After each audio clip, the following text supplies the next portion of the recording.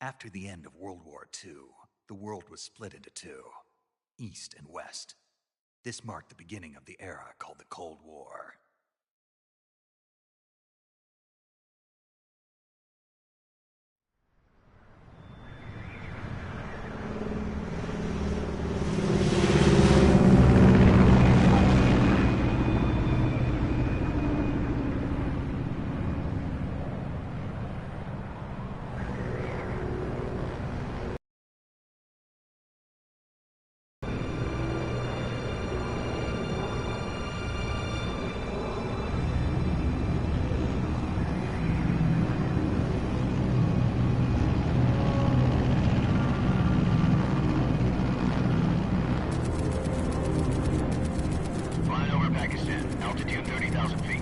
Approaching Soviet airspace.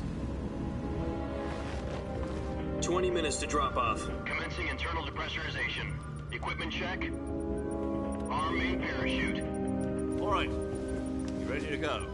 Drop zone still showing a high pressure mass. Cav okay. Good. We've got high visibility.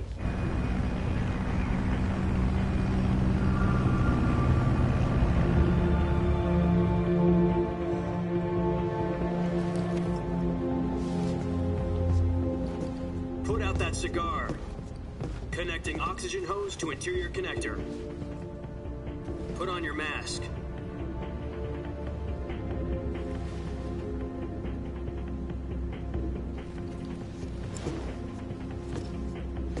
Does this panty waste know what he's doing? Approaching release point. 10 minutes to drop off. Hey, are you deaf? He said put out the cigar and put on your mask.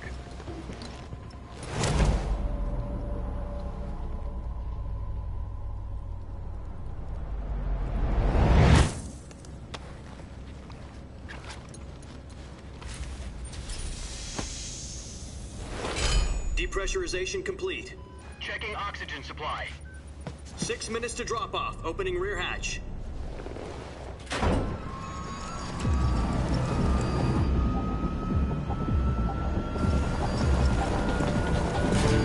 Sunrise.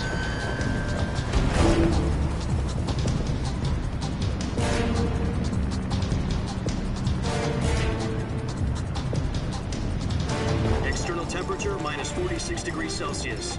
2 minutes to drop off. Stand up. You'll be falling at 130 miles per hour.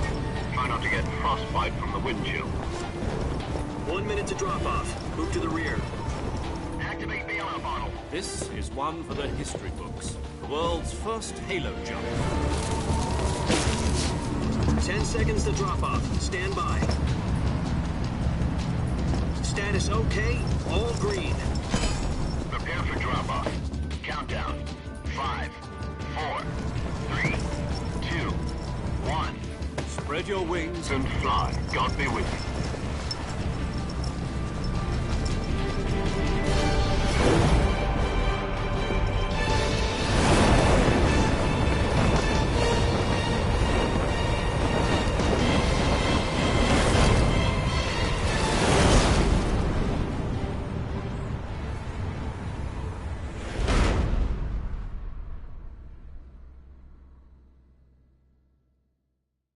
Jack, I've got some important news.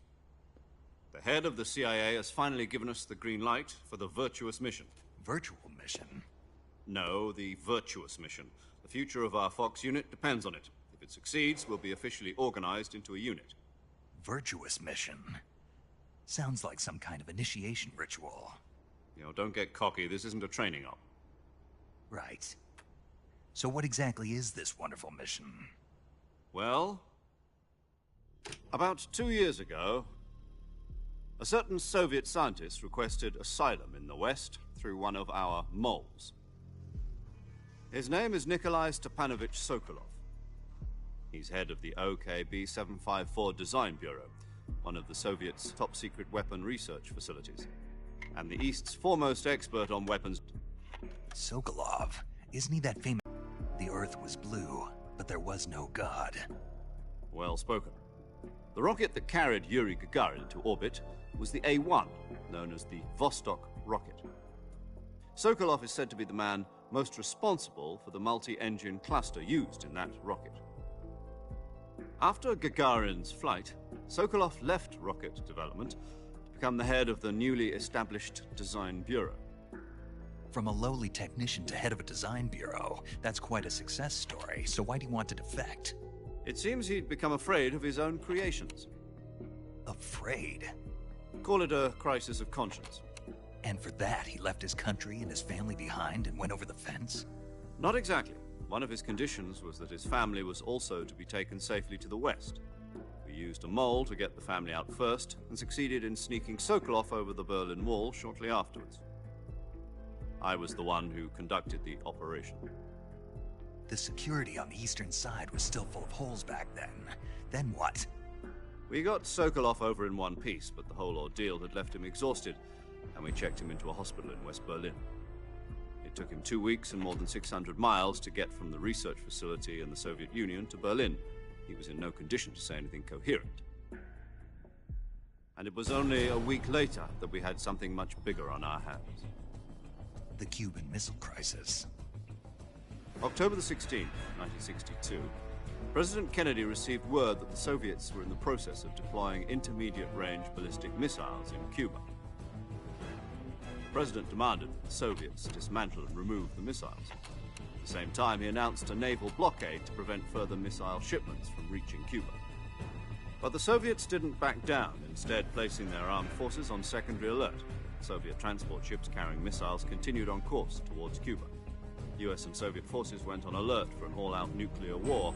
Frantic negotiations were conducted through the UN's Emergency Security Council and unofficial channels to end the hair-trigger standoff. Finally, on October the 28th, the Soviet Union agreed to remove its missiles from Cuba, and so the world avoided a nuclear holocaust. But in order to get the Soviets to pull their missiles out, we had to make a deal. You mean the one where the US agreed to remove its IRBMs from Turkey? No. The Jupiter IRBMs deployed in Turkey were obsolete, and we were going to get rid of them anyway. They had no strategic value whatsoever to either the US or the Russians.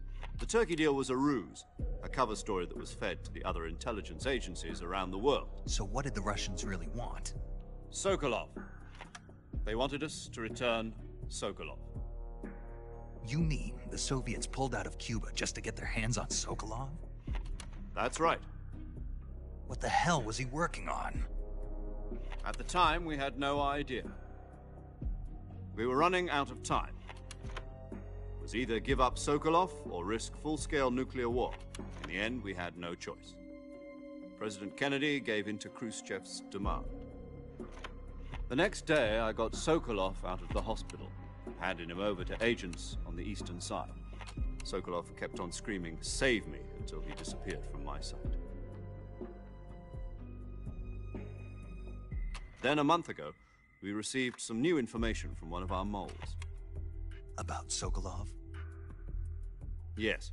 He was taken back to the research facility and forced to continue working on the weapon in question under KGB supervision. What's more, it's on the verge of completion. So what kind of weapon is it? Something to do with space rockets? No, missiles. Same technology. I guess you're right. We don't know the details, but it appears to be a new kind of nuclear device. For half a year now, the Soviets have been conducting frequent nuclear tests at Semipalatinsk. Something to do with the weapon, I assume. We're talking about a secret weapon so big that Khrushchev was ready to pull out of Cuba to get it back. Is Sokolov still in the facility? No. According to our intelligence, he's in Selinoyarsk, a place in the mountains about 3 miles to the west that's known as the Virgin Cliffs.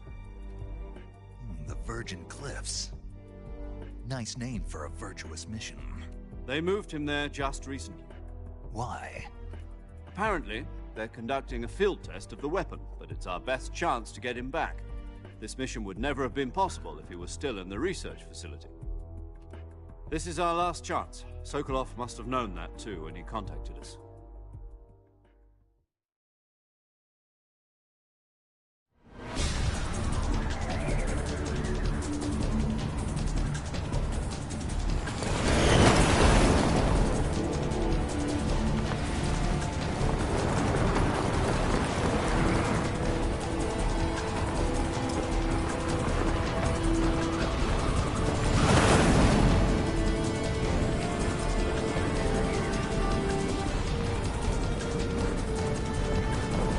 Listen up, Jack. Your mission is to infiltrate Selino-Yarsk in the Soviet mountains, ensure the safety of Sokolov, and bring him back to the west.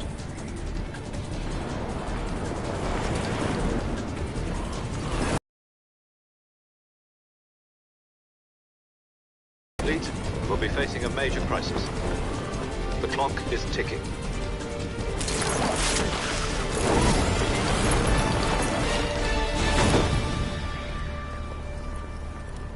Once we've confirmed the rescue of Sokolov, stand by at the recovery point. A recovery balloon will be dropped at that point. Helium will be pumped into the balloon to inflate it. The process takes about 20 minutes. Once it's complete, the gunship's arm will latch onto the balloon and pull it up. The Fulton surface-to-air recovery system. I'm familiar with the theory. Take it easy. It's been combat-proven. Do you think Sokolov is up to it? The shock will be less than during a parachute jump, and the arm can handle up to 500 pounds. So you're planning on going over the border in a single combat Talon? She's equipped with two 6-barrel 20mm Vulcan cannons, as well as two 40mm machine guns. Sounds like she could hold her own against a battalion of tanks. Even with the fuel in the reserve tank, we're facing a... If anything goes wrong, you'll be eating dinner, breakfast, and all the rest of your meals in the jungle.